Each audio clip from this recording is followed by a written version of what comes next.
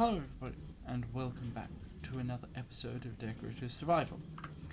So to begin with, in this episode, I've kind of been thinking about the nether, because I've kind of got this defensive wall here, but it's not really been clear what I'm defending against, and also like there's no reason why you'd want to build a giant wall in the nether. However, just over there I think there's a nether fortress. I think I have an access route to it, but I'm not entirely certain about that. I think it's just kind of up a little bit from here or so.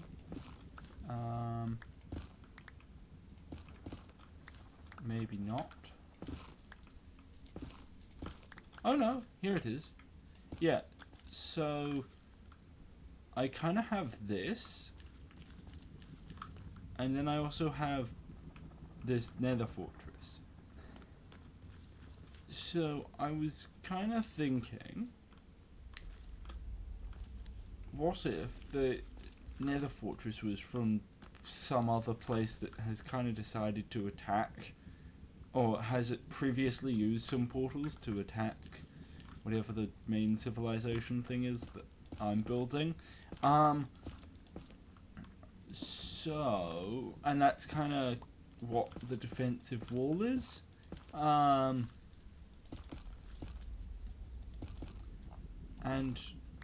yeah, probably something like that. So that probably means that there should be a tower here, and I'm probably going to pretend like they've kind of captured the fortress, but for some magical reason there's still monsters spawning in it, so they can't really access it. Basically I'm kind of thinking that the other side has a lot of access to magic or something. So anyway, that means that I need some kind of way of actually accessing the nether fortress in a sensible way. So probably that means I'll want a kind of double tower style thing.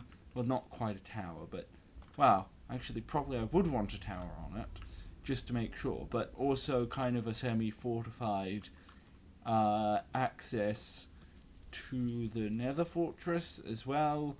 So yeah, I think I'd probably get started building that now. Yeah, then I'll need to go back to the overworld to gather stuff, but yeah, guess I'm going to do that now-ish. Alright, so I still haven't exactly decided the reason why all of these random mobs turn up in the nether fortress. So I still need to figure that out, but there's probably something to do with the other side being magic. Alright, so, I am back, and, so far this is my general, this is the spot just above here where everyone can go into, and that's not meant to be there. And yeah, I guess check that everyth's all well. Probably this would have at one point been some kind of semi-guard room thing. And of course there's still magical monsters in here. So I was thinking that to protect against that, the most sensible idea would be a absolutely like a probably crimson wood gate here, like a small just like swing single open gate or something maybe. I'm not sure. And then an iron door just to like be doubly overkill or something. that's going to require that I need crimson wood, which I'm not sure if I have. So I might want to at least wait that until a later episode or something. But I would at least like to get in an iron door there, preferably, well, because the secondary thing I'm still not entirely thoroughly sure about, but of course it's not. Okay, guess we're waiting then. Right, I have not very much iron, but let me just check that I haven't already gotten a spare door. It's looking like that's a no, so I'll craft 3 more iron doors. Put 2 of them away there, and get a stone button, which I can actually just get from this chest. There we are, iron door and stone button. Now I get a long run back to the nether. Yay! Right. Now I guess I could just put this there.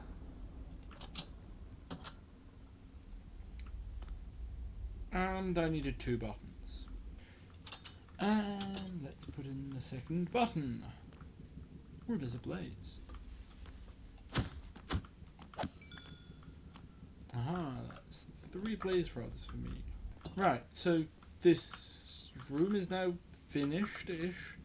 I still need to do this room, but maybe I'm kind of trying to figure out whether I want to do that or not. So I'll probably just not do it yet. So probably the thing I'd like to do next is I would like to just continue this path along a little bit. I'll just go up here. So it ends just over there, but well, that's kind of now that I've kind of decided on the story for this, that's not a good spot to finish, because it's quite easy just to get around the entire wall, and I mean, possibly that's not useful, but possibly it is. I think kind of the intent of this wall is to kind of protect this bit, but that's kind of not really possible in the nether, so I think it's kind of also just to be able to fairy stuff around. But yeah, I'd kind of like to just extend it out here and along to the bridge, and the bridge can be added.